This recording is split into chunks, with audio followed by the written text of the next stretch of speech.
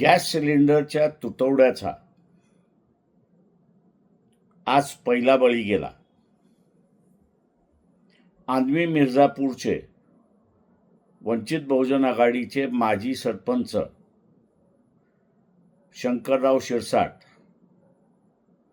हे सकाळी 9 वाजल्यापासून गॅस लाईनमध्ये उभे होते. दुपारी 1-1:30च्या दरम्यान त्यांना चक्कर आली आणि त्याचमध्ये त्यांचं निधन झालं. गॅस तुटवडा होणार याची अगोदर कल्पना दिली होती. शासनाने नियोजन व्यवस्थित केलं असतं तर कदाचित माजी सरपंच शंकरराव शिरसाट यांचा जीव वाचला असता.